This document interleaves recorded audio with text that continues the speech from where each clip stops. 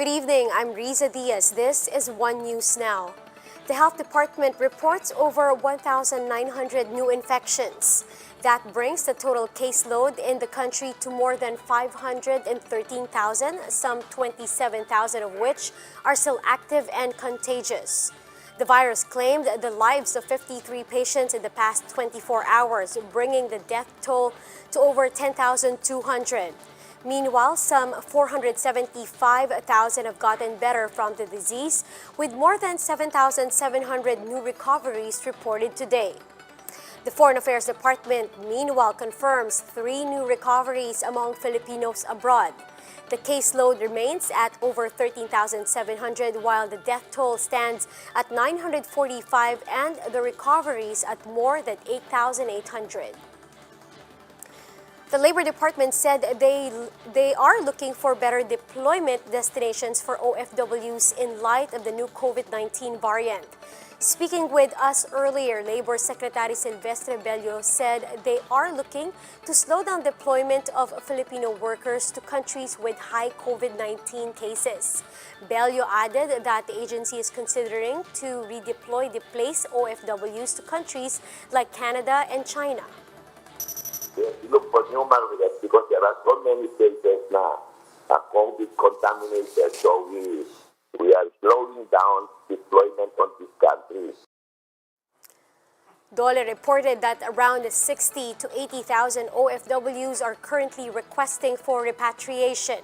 But Bello said 50 to 60% of them decided not to return to the Philippines as they have already been vaccinated and can retain their employment abroad.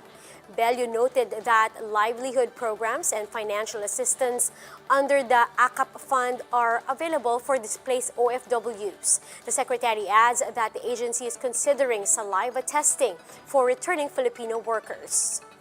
We are still expecting the OFWs requested to be repatriated.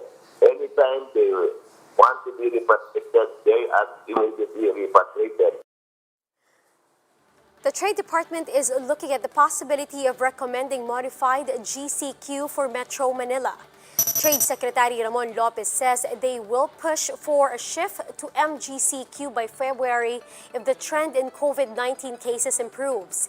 This as long as the infection rate goes down and if most IATF members agree to the proposal. Lopez notes that the government is continuing the gradual and safe reopening of the economy with strict compliance to health protocols. And we'll be back with more stories after the break. Keep it here on One News.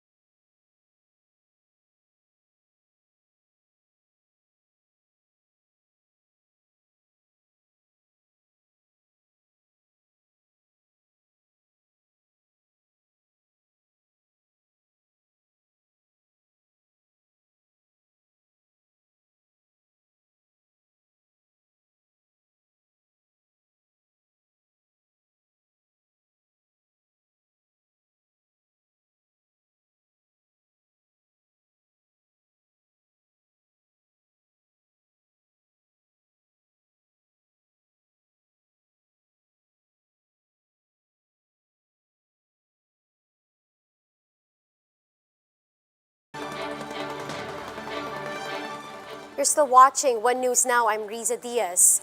To ally Filipinos' vaccine hesitancy, Vice President Leni Robredo is calling on President Duterte to receive the first shot against COVID-19. In her weekly interview on DZXL Radio, the Vice President said Duterte's inoculation would boost the public's confidence in the safety and efficacy of vaccines.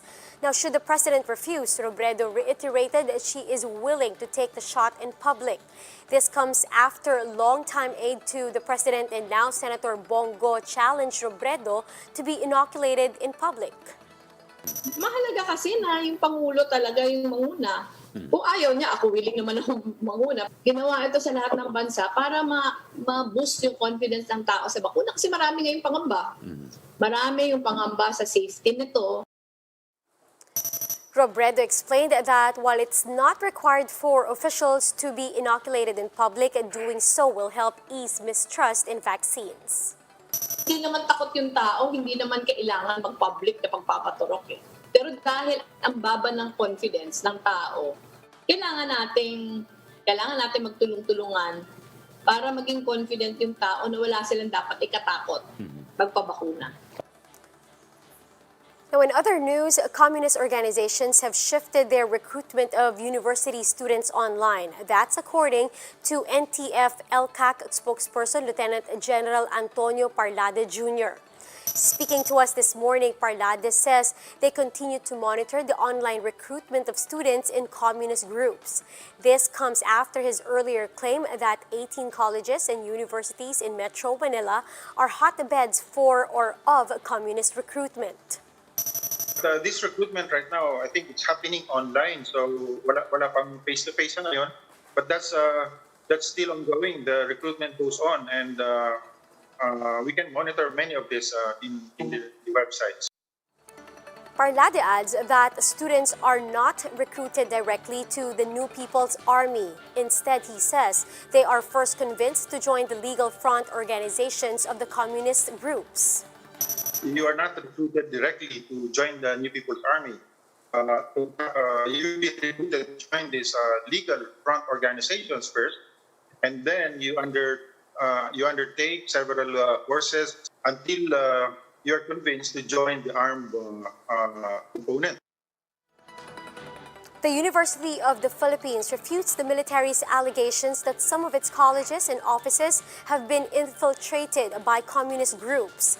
In a statement, UP President Danilo Concepcion says these charges pose a real threat to students, faculty, and staff as such assumptions lack any factual evidence. Concepcion reiterates that the university does not in any way condone violence, terrorism, or coercion as a means of political action. He adds that UP is willing to discuss the facts and cooperate with authorities through the proper legal procedures. Now, 4 other universities slammed NTF-ELCAC spokesperson Antonio Parlade for claiming that they are supposed recruitment havens of the NPA. These universities are Far Eastern University, De La Salle University, University of Santo Tomas, and Ateneo de Manila University. In a joint statement, the schools said Parlade's accusations are getting old and are irresponsible as they were made without proof. The universities noted that as institutions of higher learning, they must retain independence and autonomy from the state and other social institutions. Top officials of the universities also emphasized that they do not promote nor condone recruitment activities of the NPA. Now, those are the top stories of the hour. Join us later at 8 o'clock as we continue to monitor the day's biggest stories. You can catch One News on Signal Play app. Register for a free account now at www.signalplay.com and stream One News live anytime, anywhere. I'm Riza Diaz. We are One News.